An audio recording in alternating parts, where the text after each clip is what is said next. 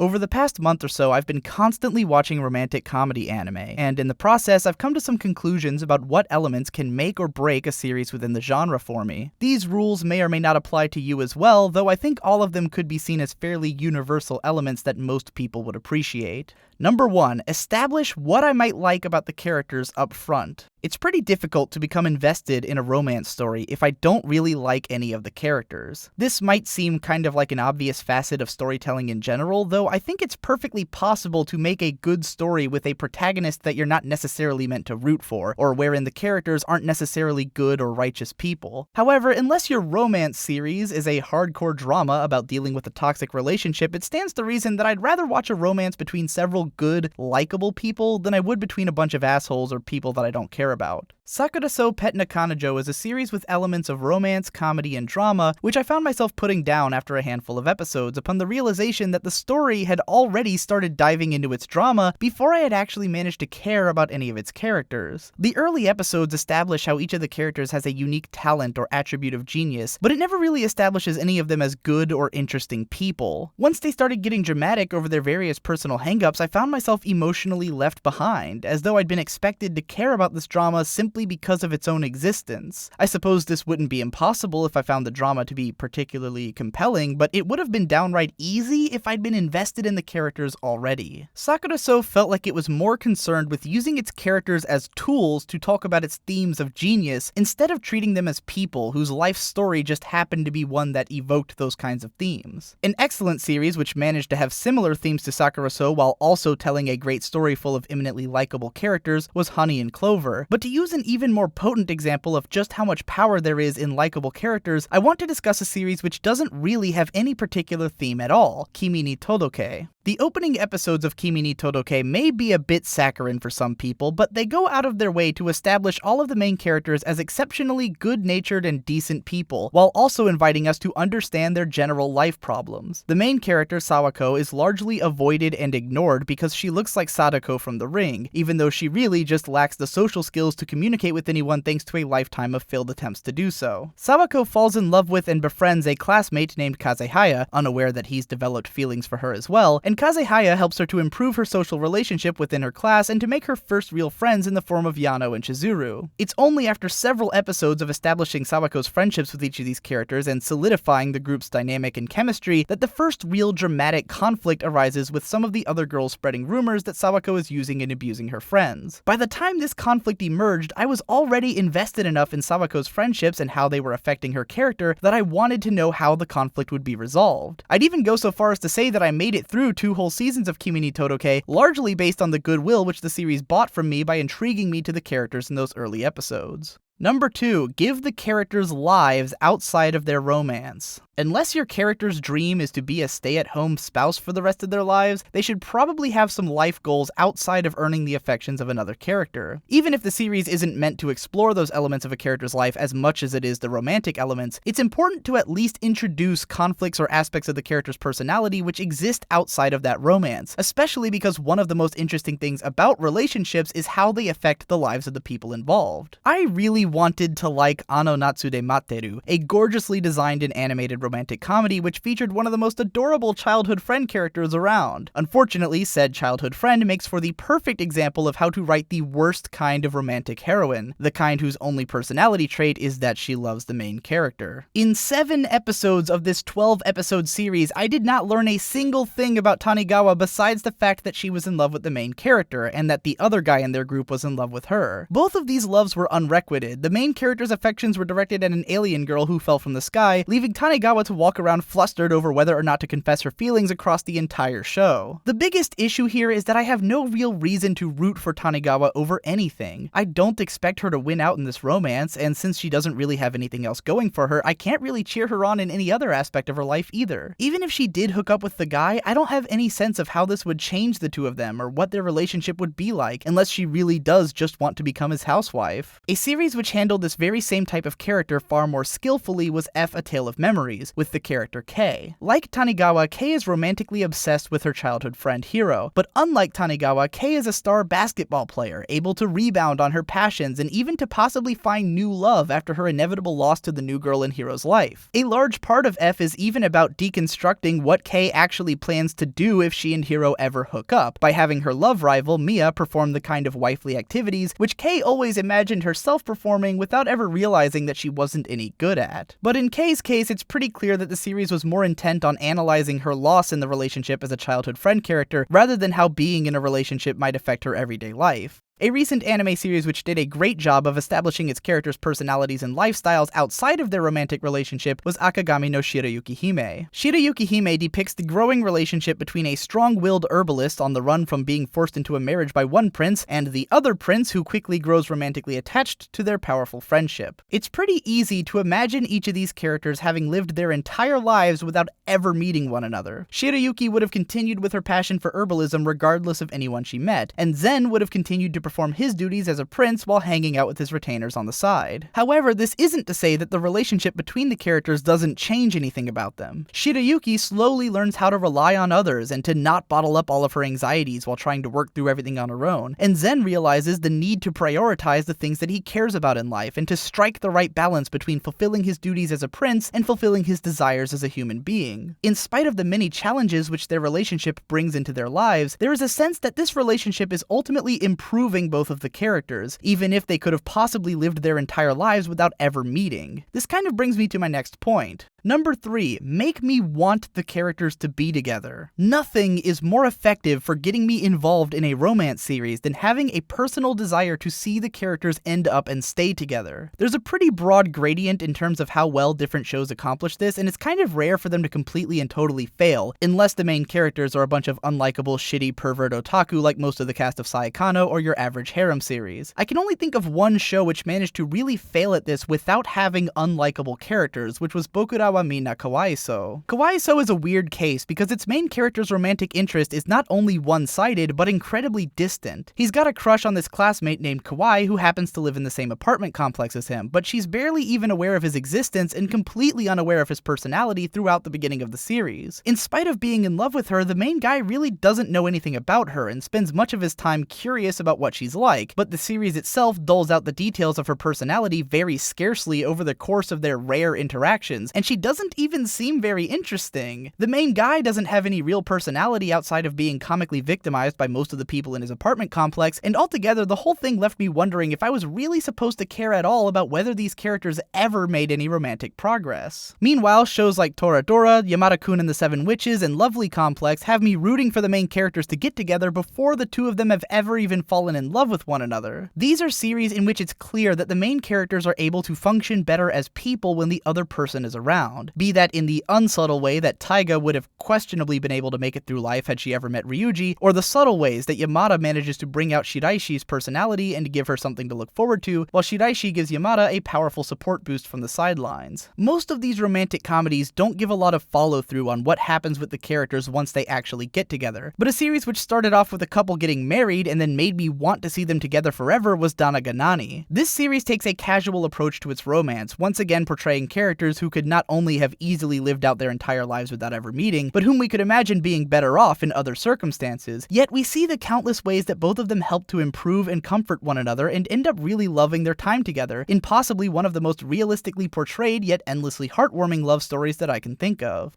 Number 4, something has to be making progress, romantically or otherwise, unless that's the joke. By far the biggest knock that most people have against romance in anime is that it takes forever for anything to happen. This problem is far-reaching and often excruciating, but I don't think that the problem is simply a lack of romantic progress. Plenty of romantic series manage to remain interesting by showing how the characters change and grow either in pursuit of their romance or as a result of being around other characters in the show, regardless of whether they've managed to hook up already or not. I don't feel miserable waiting for the romance in Toradora or Shirayuki Hime or Yamada-kun and the Seven Witches to be actualized surprised because I already can see how the characters are being affected by the progress their relationship has. Where romantic stories become painful is when I feel as though I'm sitting around waiting for something to change. A lot of the times this happens in a romantic comedy or harem series as soon as the jokes get old. Characters come inches away from finally revealing their feelings only to comically misunderstand one another and continue on with their frustrations. And that can be fine as long as the series is still funny and endearing in its own ways. Shows like Gekkan Shoujo Nozaki-kun even seem built entirely around making fun of the idea that the characters will never end up together, and constantly manages to base fresh jokes around the comic misunderstandings of its characters. But when things go wrong in this department, oh boy do they go wrong. I can think of no better example than the second season of Kimi ni Todoke, and I guess you could say I'm going to spoil it, but this is the kind of spoiler that may save your life. It's made clear from the very beginning of Kimi ni Todoke that Sawako and Kazehaya both love one another, and based on their personalities, it's impossible to imagine that anything is going to stop them from ending up together. The first season manages to dodge the issue of when they'll hook up for most of the time by focusing on other things, be those Sawako's personal development, or her conflict with other girls who are in love with Kazehaya, or the romantic side stories of her friends. At the back end of the season, it seems like everything else has been dealt with and put aside, and all that's really left is for the main characters to finally hook up. But after 3 episodes of teasing, they don't. And then we get season 2. Even though the first season has put us in a position wherein the main characters are totally sure of their feelings and pretty clearly just one confession away from becoming a couple, the series drags its feet for 8 more agonizing episodes by introducing all kinds of totally artificial feeling conflicts in the name of keeping the couple apart. A guy shows up who's interested in Sawako out of nowhere, Kazehaya for no reason gets all self-conscious about his feelings, and then in one of the most stunningly infuriating moments that I've ever witnessed in a romantic series, both of the main characters manage to confess to one another while misinterpreting the other person's confession as a rejection. All of this treading water felt so in my face and like such a waste of time that by the time the main characters were together, I didn't even care anymore. So much of my goodwill towards these characters and their romance had been drained by the cruel way which the series went about prolonging their inevitable relationship that I was just pissed off at all of it by the end. The last 3 episodes of the season did actually make progress and get things going again, but they should have happened 8 if not 10 episodes early when it would have made sense narratively, instead of putting everything on hold in the name of squeezing out some unnecessary drama.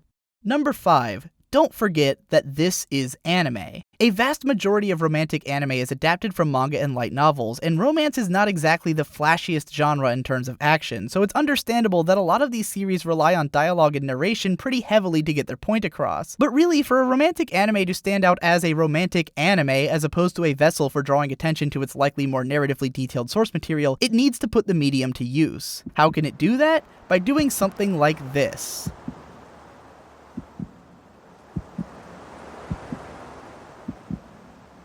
Sadako?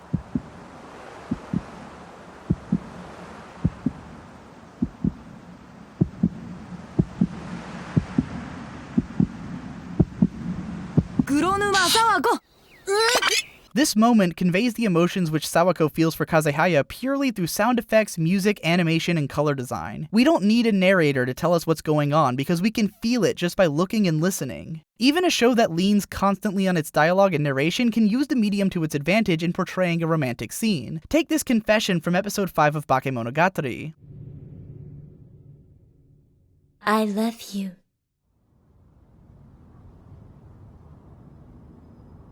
Senjo Gahara's pose, Chiwa Saito's performance of her strange English dialogue, and the gorgeous golden light sparking in contrast with her deep purple hair all creates a moment that pops and is memorable forever in a way that it couldn't have been if it were only text. There's a reason that the Senjo Gahara Figma comes with this as one of its poses, as advertised right on the box. For one more example, Tamako Love Story is an anime original film which is notable not so much for how it handles specific moments, but for how it handles its overall sense of pacing and tone. The film is very deliberately paced and drawn with nostalgic, intimate colors which actually look quite different from the brightly colorful TV series that it's a sequel to, all in the name of creating the mood that it wanted for its romantic story. The equivalent to this is certainly possible in careful writing or illustration, but the exact tone and feeling of this film is something which I don't think could be captured outside of its medium. Number 6, give me some conflict in the relationship. This one is more of a bonus. I don't think that every show needs to explore the conflicts which its characters may face from one another or from external forces as a result of their relationship, especially if most of the series is spent just getting the two of them together, but I do think that reaching this stage can make a romance far more interesting. I was actually pretty bothered by the lack of conflict in the central relationship in the early episodes of Ore Monogatari, which sees its main characters dating by episode 3, and then conveys them as essentially a perfect couple who can do no wrong to one another, to the point that it strained the believability of the series a bit for me. I know that there is more conflict later into the series, but I've been more intrigued in the past watching conflicts in the relationships of other anime couples than I was while watching these characters be perfect for one another. Danaga Nani once again works as a great counterexample here, as its main characters do make an exceptionally good couple with their personalities seeming to complement one another, but they also run into a lot of questions about how their relationship can hold up under the weight of their lifestyles. The husband is a kind of skeevy otaku who can't always keep himself employed, while the wife has a bit of a self-destructive streak and isn't always sure if her life is going the way it should be. When the two of them find out that they'll be having a child together, they have to take the conflicting parts of their relationship into consideration and work to compromise their faults and protect the stability of their relationship, which makes for some impressively compelling characterization in a series of 3-minute comedy episodes. So, those are the 5 biggest things that I want to see out of anime romance. Not all 5 of these elements are required for a series to be worthwhile, though all of them are preferred. And I think that the best of the best are the series which get all of them right. If you want to see that kind of coherence in action, then I recommend checking out the late 90s Gainax series Karekano. This show managed to establish lovable, interesting characters right from the outset, each of whom has a lot going on in their lives, yet is unmistakably affected and improved by their involvement with one another. Their relationship is compelling and manages to make progress at an unusually satisfying pace, without ignoring the conflicts that arise both from one another and from the people around them, while director Hideaki Anno and his team at Gainax do what they do best at making sure the imagery and sound design push the emotions of each scene up to the next level. Karekano has its own problems that result from production issues in later parts of the series, leading to a very unsatisfying conclusion, but nonetheless, I think that the series at its best managed to do everything right in creating the kind of romantic comedy that I want to see more of in anime. I hope you enjoyed this video, everyone, and that if you want to see more content like this, you'll consider supporting me via Patreon or PayPal, or simply by sharing this video to anyone that you think will like it. Thanks again for watching, and I'll see you in the next one.